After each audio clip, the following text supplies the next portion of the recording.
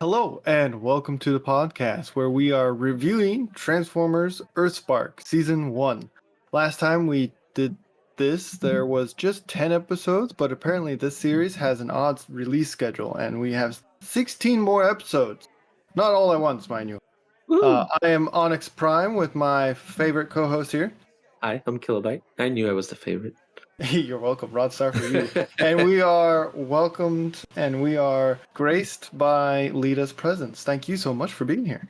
Thank you for having me. I'm very excited to talk all things Earthspark with you both. We're excited. Fantastic. Yeah, we are more than excited. So we'll be discussing characters, plots, and overall highlights of the show. So if you haven't seen Earthspark before, this is your spoiler warning to go watch the show, then tune into the podcast. So this season first released with 10 episodes, with the first two and last two being parts 1 and 2 on November 11th, 2022. Episodes 11 through 18, with the last two episodes being part 1 and 2, came out March 3rd, 2023. And then we got the last grouping of episodes 19 to 26, with the last one being a part 1 and a part 2, came out July 28th, 2023. Alright, let's dive into the characters, and we'll talk first, I think, about the Autobots. For the Autobots, we have Optimus, Bumblebee, Alita 1, Wheeljack, RC, Grimlock, and I think we get a peek of Quintus Prime.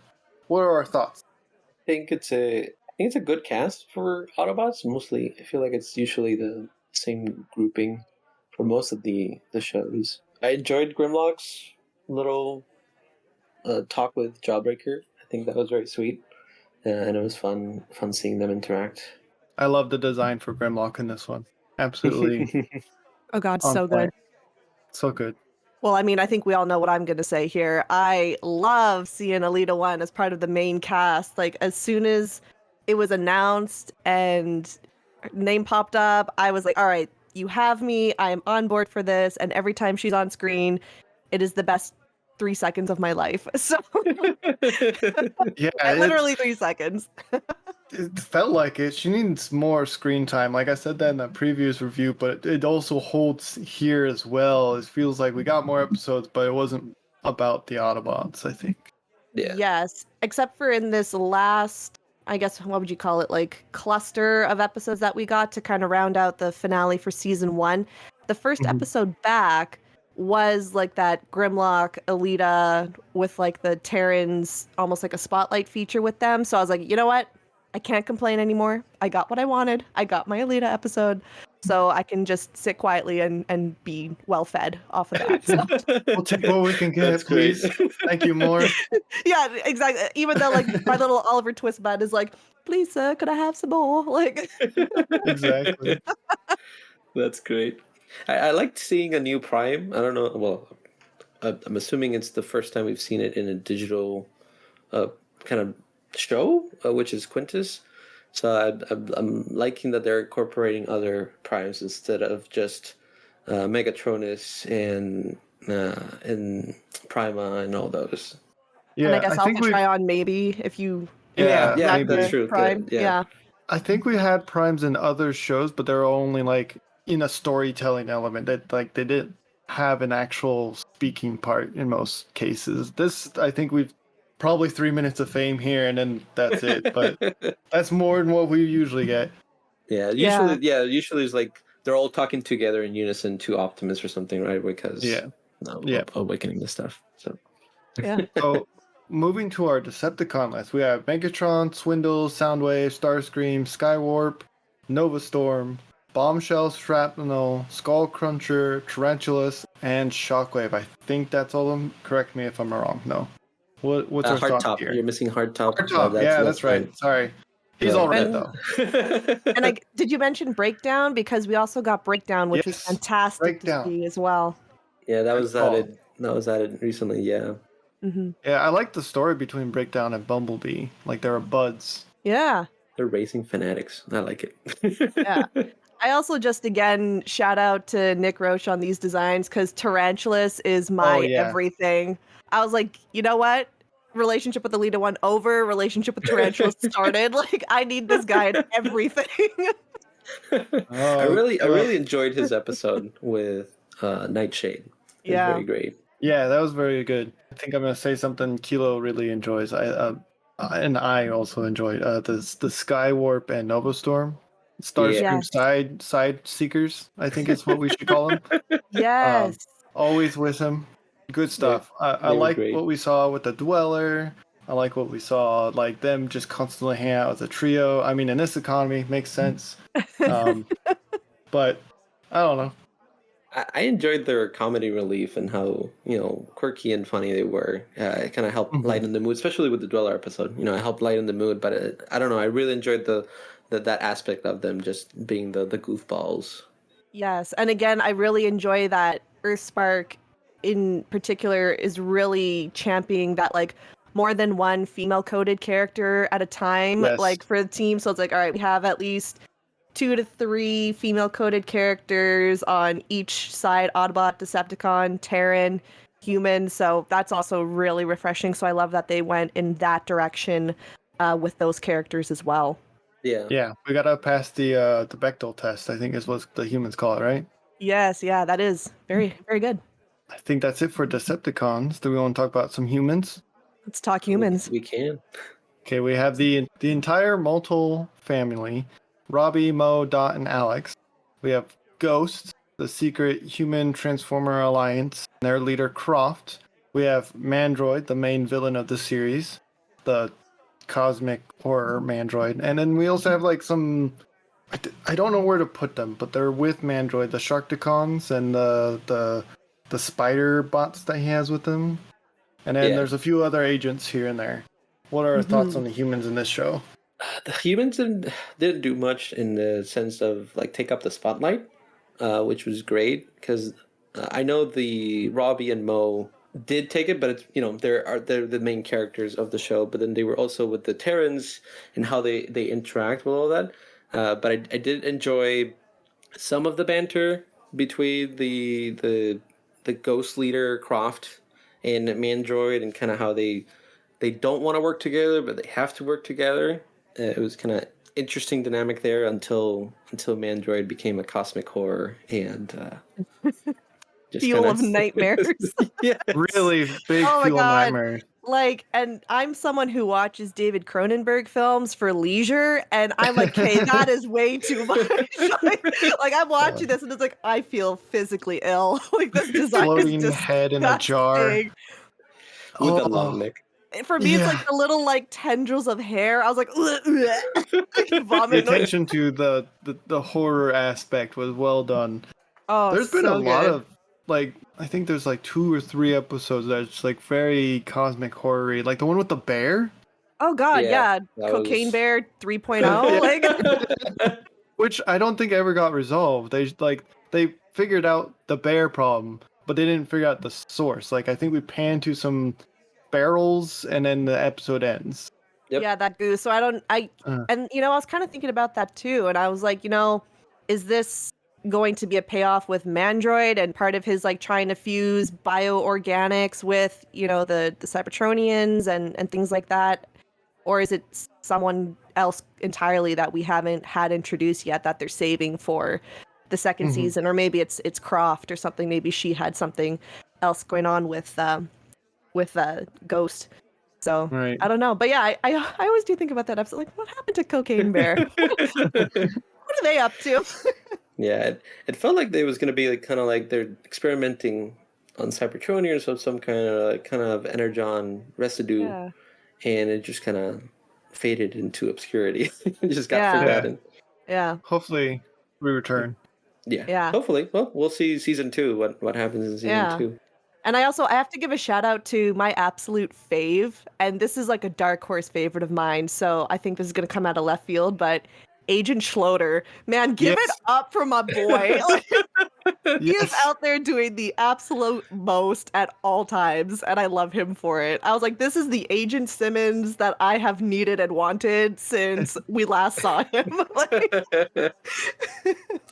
It was This great man towards had the end where all of the he turns out he's confidence. a fan of Bumblebee. Yeah. oh God, All so of the good. confidence and yet none of the skills to execute on them. Yeah, like he's walking around this So like good. ultra serious gumshoe type guy. It's like everything is super serious all the time. Meanwhile, he's like eating an ice cream cone inside Bumblebee's car. It's like, okay, I love this. I love this. I love him.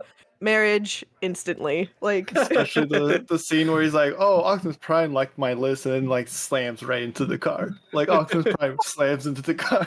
his playlist.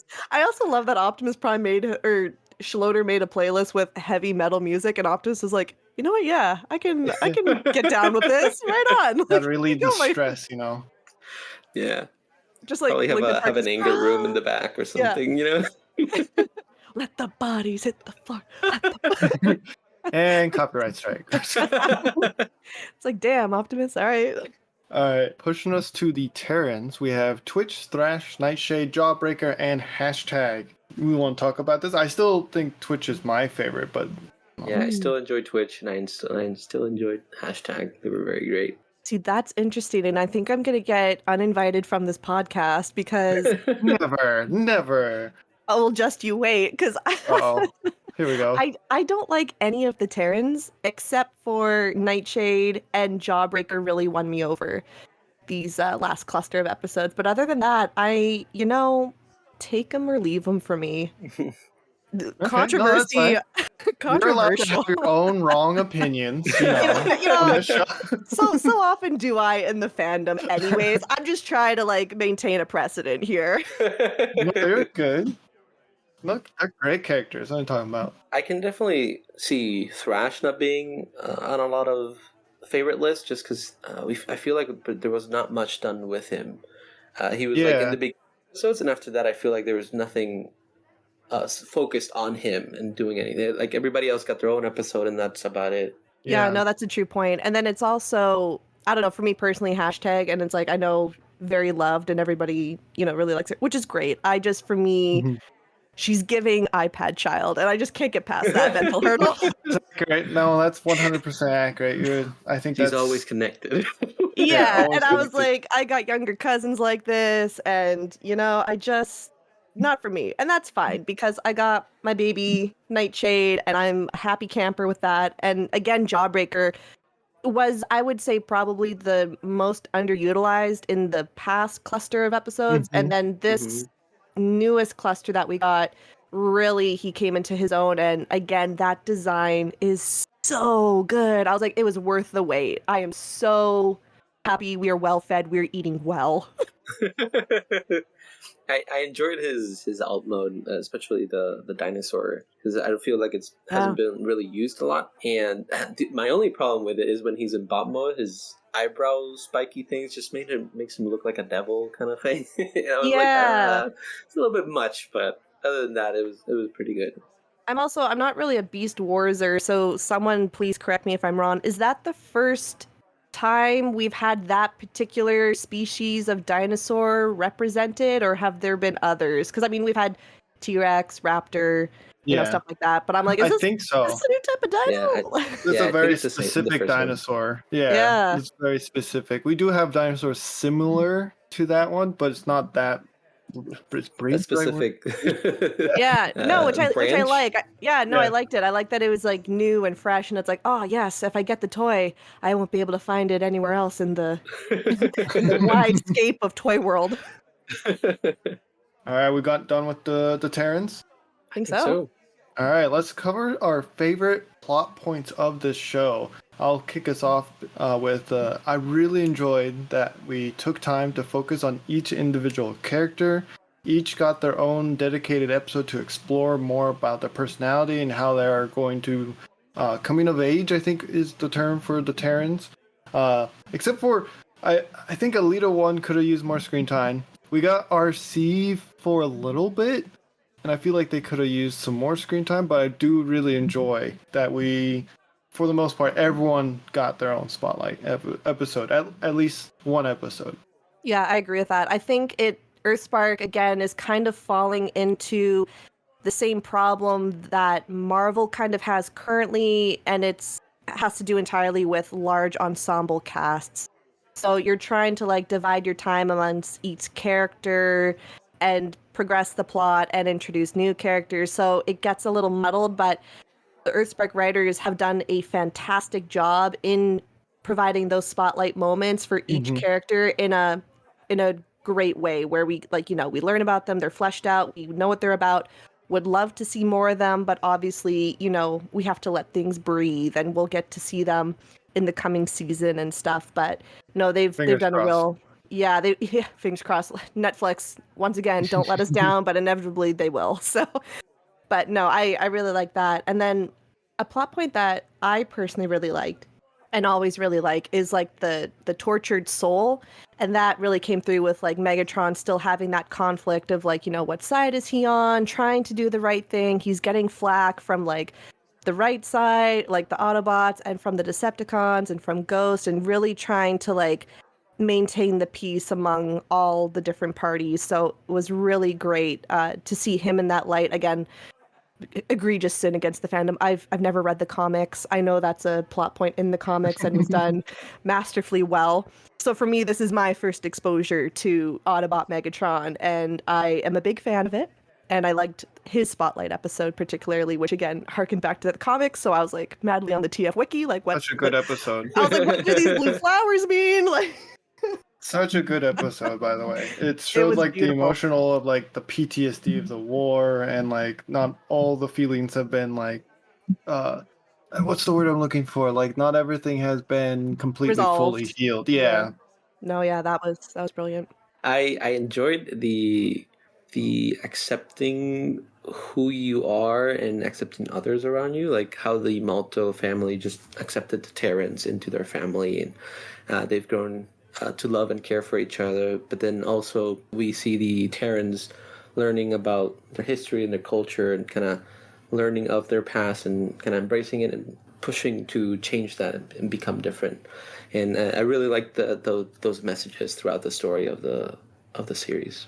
Yeah, Yeah. and kind of like piggybacking off of that, also another one is just identity. And Transformers, your identity is kind of like what you transform into, what you become. And I think that's it's a great message for everyone of all ages. Like, who are you? Like, your identity can change and shift over time, and going through adolescence and having this feeling of like, I need to know who I'm going to be the rest of my life right this moment, because society tells me I need to go to college and do a certain thing. Like, it's something we can all relate to. And again, it's this really big concept that the writers have done such a great job in deconstructing and making it bite-sized and palatable for younger audiences, but also for adults. Like a lot of these episodes that dealt with identity and who you are and struggling with it, or kind of finding your way, I felt myself really reflecting upon it. And I'm, a grown woman, and it's like, yeah, I feel that too. And it's a beautiful message, and one that I feel like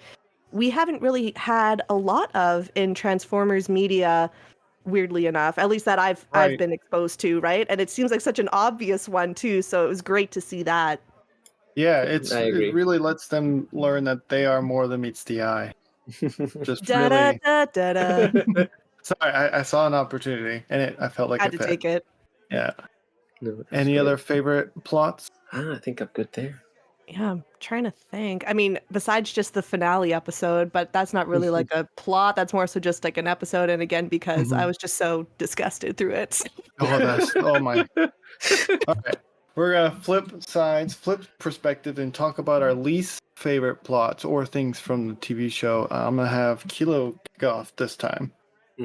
Well, one of the things that I didn't quite enjoy was we have a big cast, which is great, but it also feels like it's a small cast because they had to split it into small episodes where we get to see one character once, and then they won't appear again until maybe there's a big battle scene, or the kids needed a rescue and they picked a character and they added them. So I feel like for the story they wanted to tell, like, I know it's probably they were trying to push the toys, but I feel like they should have just kind of focused on a small group, because you have the Terrans that kept growing because then they added 3 more, and then you have the Autobot side, and it's just, I feel like they juggled them well, but at the same time it just kind of felt like emptiness between episodes and not get to see everybody. Yeah, no, I agree. That's exactly kind of my issue with the series. Again, it's just, typical large ensemble problems. You're trying to juggle all the different storylines and the characters, make sure they each get enough time. But inevitably, you're not going to be able to give everyone the same amount of time. So some characters are definitely sidelined. There's characters, Alita 1, that I would love to see more of. And No inevitably biases here. have it. No, not none. You know, I'm an equal opportunities kind of a gal. But yeah, so that is one thing where it's like I would have liked, yeah, maybe save the extra Terrans for the second season. Let's really flesh it, or just add one new Terran or something. You know, let's not go Yeah. whole hog on it. Yeah, even the Decepticons, because most of them just spend time in the cells at Yeah. Ghost HQ, and that's it. So it's like we don't The even. Decepticons were really in the background of most of these Yeah, episodes. there was supposed to be this threat that Ghost kept defending them, but we never see that happen, and they're just in jail. Yeah, it did feel like a bit of a missed opportunity to have all of them. And again, we're not really getting that conflict that they could inevitably bring. Like we saw echoes of it with Swindle during that one episode, and trying to trick the Terrans and stuff. But I feel like there's so much more that maybe could have been done there. And again, me being tortured soul and loving Autobot Megatron, I was like, darn, like I really would love to see just an episode of him trying to make peace with like Starscream and Soundwave and Shockwave, and maybe hijinks or shenanigans ensue. But it's like, I'd love to have more bot and bot interactions, whereas a lot of it was like Terran, human, and then maybe some bots and cons mixed in. Yeah. Yeah. One point I want to point out. Wow, what a sentence to start off.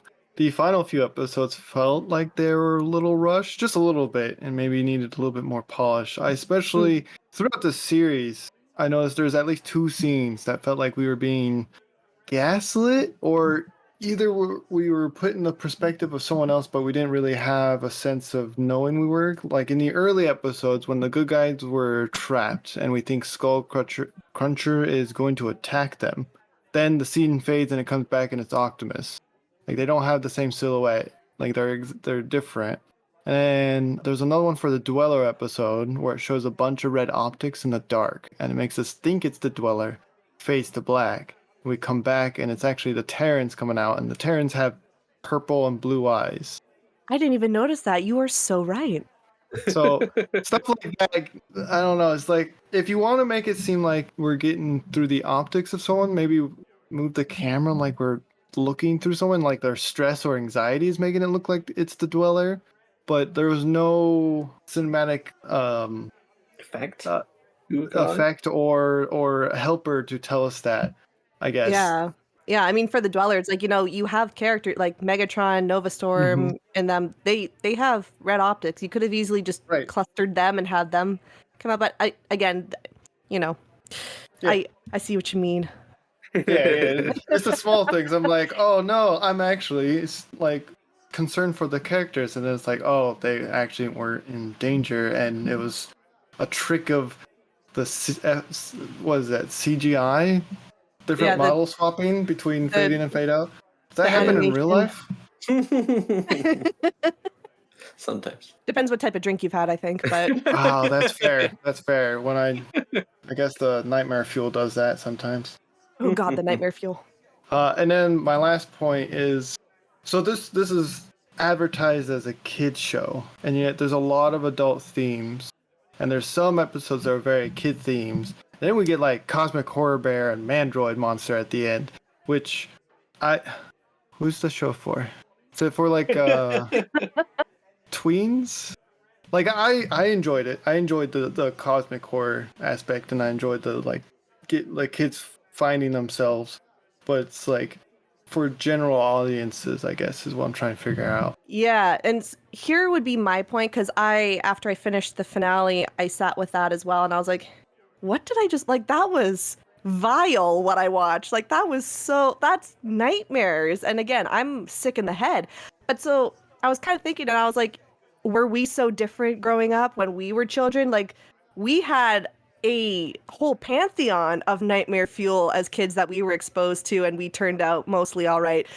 So I was like, you know what? I think in terms of thinking of modern day kid shows that are so watered down and so unbelievably safe and, pristine and sterile, I think it's actually really great to see a show that is bold and is like, yeah, we are going to make this horrifying. We are going to make this scary, and we are going to use it. Because again, it's one of these few things that they have that liberty to do. Again, I think because it is robots, and I can't remember who said it, probably every Transformers creator out there, but since they are robots, you can get away with a lot more. And since it is, animated fiction, again, you can get away with even more because of that. So I actually really commend them for taking that chance and going really ghastly on quite a few things. Because, I don't know, it reminded me of my childhood, like the first time I ever saw Neverending Story and freaked me out. Oh my like, God. I was Oh like, my oh, you know God. what? Yeah. I was like, oh, that wolf that lives in my parents' basement from the Neverending Story and chases me up the stairs. Oh yeah, like now for kids today, it's gonna be Mandroid's head floating around in that in his suit with his feral little teeth. It's like, ooh, yuck. No, that's a Yeah. fair point. I like that point. I guess Yeah. that's very similar to like a Beast Wars scene with like transmutate, because that Yeah. scene was terrifying growing up. That traumatized me so much that I got back into Transformers. Anyway, never mind. or like Full the circle. show showed us the Courage the Cowardly Dog with the Return the Slap. That was pretty Oh scary. god. That's true. Another of my things that I feel like they missed on was the kids were always trying to keep themselves hidden from ghosts so that they wouldn't take Terrans and all that.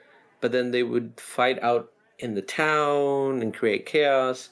And when they were there, it felt like the town was empty. Like there was Yeah. nobody there to get Mhm. hurt, nobody to cause problems, and like ghosts always showed up towards the end, but then they always managed to escape, no problem, no harm. And I'm like, well, you're trying to show that there's consequences to their actions, yet they never get caught, they never suffer these consequences. So it's kind of like what was the point of setting up the whole watch out, don't let them know kind of. Well, and how many times did they infiltrate Ghost headquarters? I was like, Right. this is ballsy. Like, you Right. guys are trying to Practice stay in hidden. the fighting room or whatever it was. Yeah, I was like, Yeah. my brothers in Christ, what are you doing? Like, I also like. Oh no, go ahead, because I'll go after because I was about to change thoughts here. Okay. No, I was just you said the training room. It was like because it was funny because the kids were training there, and Croft was there with Optimus and Megatron, and everything was happening, and the kids left the training room after the whole incident, and at the end of the battle, they're like, "I know you have kids with Terran's powers," or I'm like, "They were at your base." And you were there when they were training, and one of them got hurt. How did you not hear about this? Like, Do security cameras not exist in this joint? Like, like, does the training like room not have security cameras? I'm so yeah. confused. Like Well, Mandroid like we control even all seen of them. Like Mandroid Mandroid was saw controlling the whole them. thing. Mandroid Yeah. saw them there at the base. In Yeah. Bethlehem. So, well, and that actually raises a really great point, and the one that I was going to go into is that they introduce Croft, and again we get this, kind of more than one bad guy, and so it's bloated evil. So you have to inevitably get rid of the one bad so you can get to the big bad. And unfortunately, that the lesser bad was Croft, who I thought was actually a very compelling villain, and now she's met her demise, and I don't assume we'll see her return for the second season if I'm remembering how she kind of ended up, which I thought was, a bit of a shame because I really liked her, and I thought having that military, antagonist foil would have been really great to continue on with, but sadly, Yeah. not.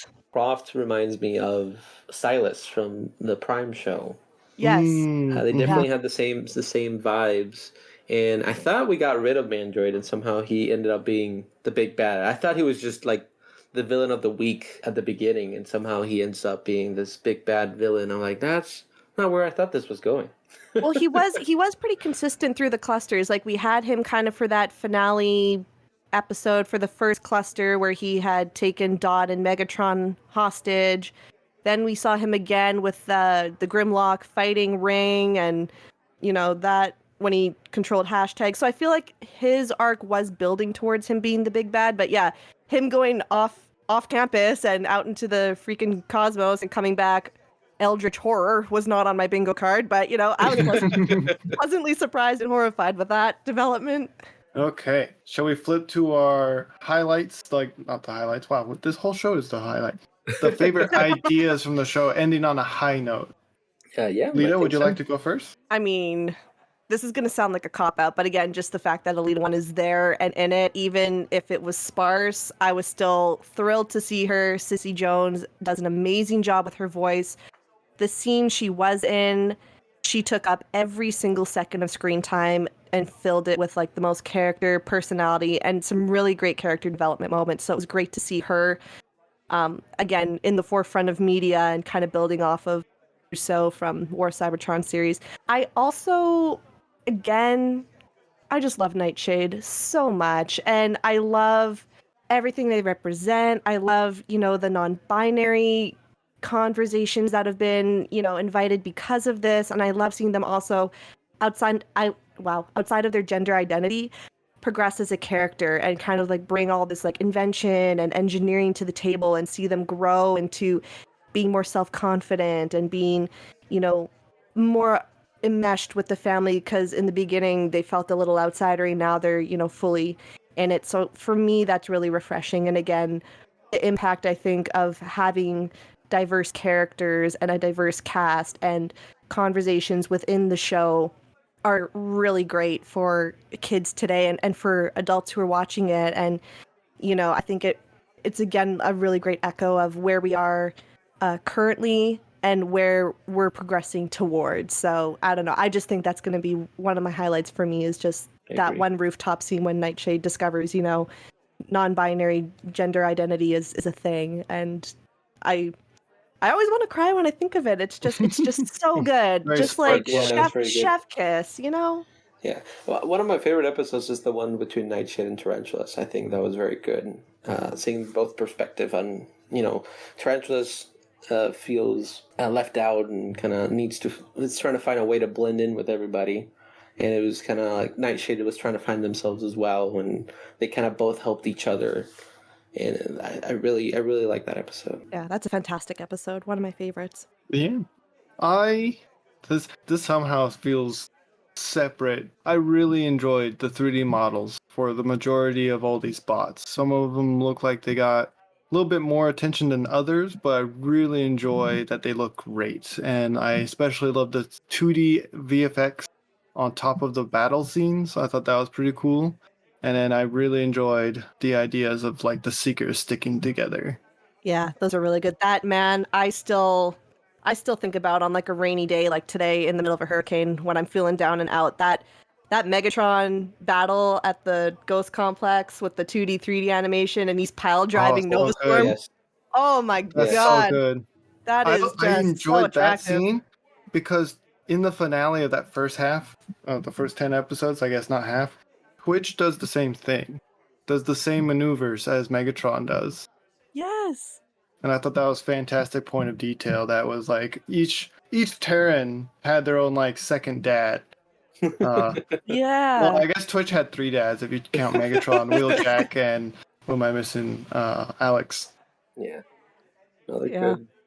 I liked the post-war rebuilding aspect of it with the whole Megatron and Optimus working together, and they were taking the Decepticons prisoners, but I liked especially the show where the part where Megatron is showing the Terrans of what happened at the I forgot the name, the memorial, the memorial, but the teleportation place to go back to Cybertron. But at the memorial was with the flowers and what they mean and what happened here, and letting them know, or let them reach their own conclusion on what they want to do and what they want to become. I feel like it was such a well-written episode and such a a good message for this, for future generations, and learn about the past mistakes and improve on them, don't make them again, and become something better. Yeah, which I think is really indicative of the times we're currently in, when there's large party who is trying to erase our understanding of history and culture in our past. And again, it's one of those where it's like, yes, bad things have happened, definitely, but we shouldn't ignore them. We need to learn from them, and we need to acknowledge that it did happen so we can move forward with that information. And again, the writers have done such a great job of amalgamating these really high concepts and, really heavy concepts. And again, chopping them down into bite-sized pieces that kids can consume and understand and, you know, kind of view the world through the lens of the show. So again, it's like, it's really taking me back to like our time of media and cartoons where it felt like it wasn't just mindless pap as it is now when I try to watch a child show.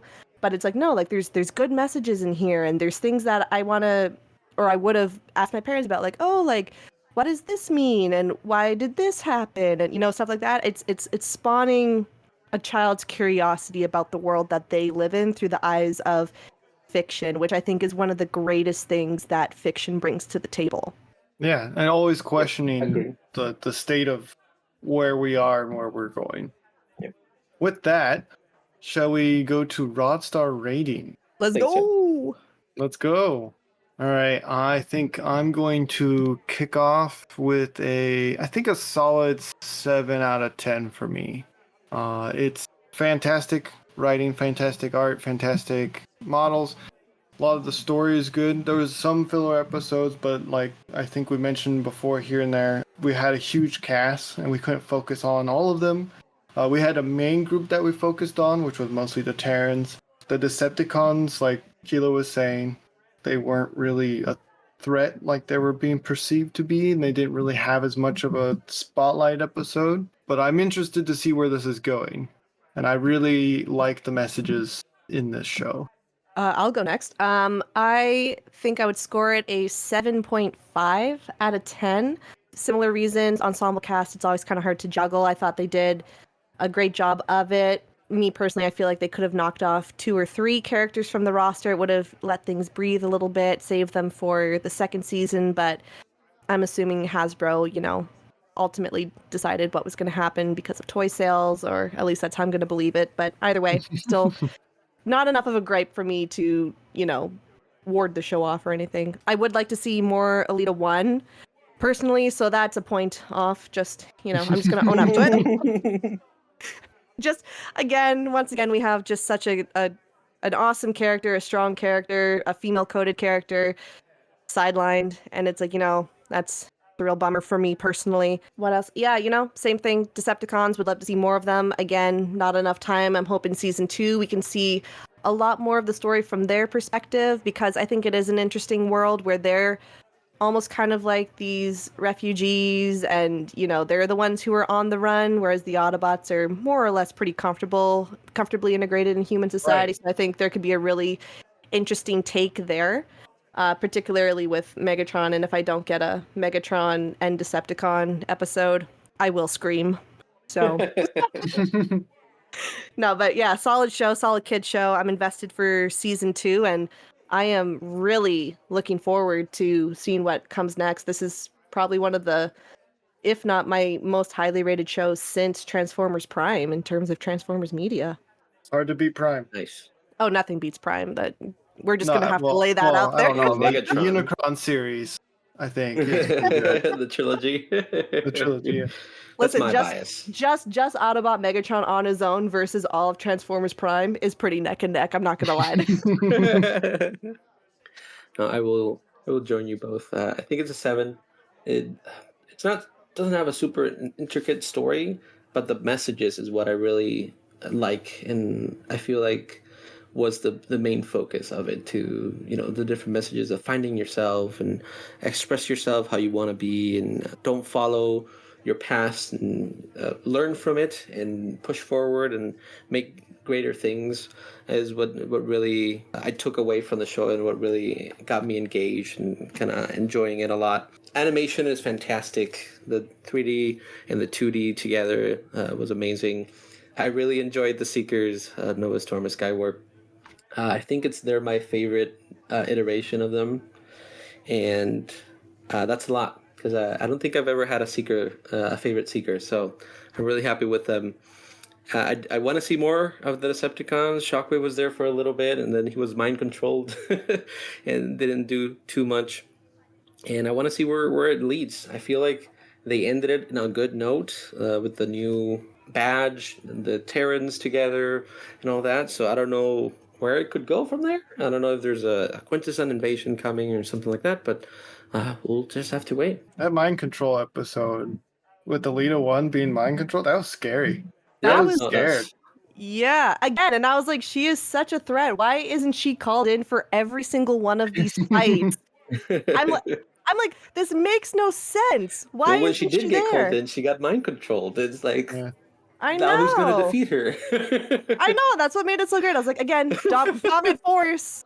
Where is she for like all these scream? I will never forgive them for when we first had Soundwave introduced during Megatron's divorce arc era, and she was not there with everyone. I was like, where the hell is she? Like, why wouldn't she be the first one you call in? Well, Whatever. maybe it'll happen during season 2. Speaking of which, what are our theories? Because right now, as of today's date, which is August 20th, Netflix currently has the license for Transformers Earthspark Season 2, which, if we know anything about Netflix, that's not really a guarantee we'll get a Season 2 because they enjoy canceling things. But if it were, or if it does, what would you guys like to see? I feel like it would have to be an outside threat. Could also be the Decepticons, since they didn't agree with what Megatron was doing with joining the Autobots. But I feel like Ghost is now over, so there's no need for them to be Ghost agents anymore. So it'll be interesting what Megatron decides to do after that. After finding out, Ghost was helping Mandroid and all that. But I think those are my theories. Either an outside force like the Quintessons comes attacking, or the Decepticons that were not with Megatron kind of convince him and kind of get him out of being partners with Optimus. Yeah, I think, it's going to be interesting because we're going to be kind of entering this Fallout era in the second season with Ghost, for all intents and purposes, being null and void now that Croft is gone and Mandroid, whatever happens there. If he does come back, if he doesn't come back, I don't think he could recover from what happened. So I think we're definitely going to have a lot more, Optimus and the Autobots being like, maybe in conflict with Earth's militia, that kind of, tried and true tale. The Decepticons may or may not factor into that. I'm assuming there's going to be conflict from those two sides as well, where it's like, well, you imprisoned us. Well, it was under false pretenses. Well, you still imprisoned us and treated us like crap, so can't forgive you here. So I could definitely see those battles bubbling up. I would love to see the Quintessons be reintroduced, especially with Mandroid traveling to like the edges of the planets and the cosmos, and with the Sharkticons coming back. As soon as I saw Sharkticons, I was like, Quintessons, baby, let's go. Let's freaking go. He did So- say he saved the Sharkticons from an invading force, so they He might did, all be dead. yeah. So I got my fingers crossed for some Quintessons, especially since we have, Quintus Prime and stuff. I was like, I feel like it would factor in just very nicely. Yeah. Would be also interesting because we're entering an era with Transformers media where Unicron seems to be making a resurgence in popularity. And they did mention when they're in the training room, alpha threat level Unicron. So he is known about in the series. He's either already been dealt with or he's still out there, I think. And I think that would be interesting. That would be so ballsy if Unicron were to just roll up. That'd be great, because it's like, yeah, with Rise of the Beast, with War for Cybertron, we've seen him, but it's like, I would like to see how the Earthspark writers tackle him, Yeah. But I also love Quintesson, so I'm like, give me them. Give me them. Give me them. All right, let's wrap it up. But listeners, what did you think of this show? How many Rot Stars would you give it? Let us know by leaving a comment below. Lita, I think you have some social medias. Where can the listeners come and find you?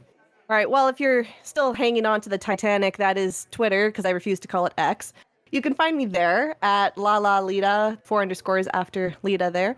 In the description at the link is my link tree, unless Musk has, kiboshed that. You can find all my socials there. I am newly on Blue Sky. I got one of the codes. You can find me on Blue Sky at Lita. I'm also currently still working on a fic. I haven't updated in over a year. I'm very sorry. It's called Edge of Oblivion. It's on Archive of Our Own. Please check it out. Please read it. Let me know what you think. And I'm hoping to update that as soon as I can get over this writer's block. Yeah, wait a minute. It happens. I've been waiting. I've been waiting for more content. What's going Listen, on? I know. I got people in my DMs every day like, are you ever going to finish it? No. That's why I was never a professional writer. No. And listeners, you can follow us on Swerve's Bar podcast, wherever you find your social medias. We'll try to get to blue skies, I guess. You can also email us at swervesbarpodcast@gmail.com. That is SWERVESBAR at podcast.com. Not at If you podcasts. not at podcast, well, that's fair. At gmail.com. They'll figure it out eventually. Okay. If you've enjoyed this episode, consider sharing it with your friends and subscribing. If you want to help out the show even further, we have started a Patreon. All the proceeds will go to supporting the show and keeping the lights on. Of course, we have other tiers of gratitude, such as 3D files, entry to Discord channels, and pins. You'll even get early access to our comic review videos a week before their public release. We also have a goal to reach 500 subscribers. We're 50 away. Fantastic. We'll be holding a brand new kind of giveaway we've never done before, so click that subscribe button, tell your friends it's a good time, and as always, we hope you are all staying safe out there. Thank you so much for listening. Till all are one. Till our one. Till all are one.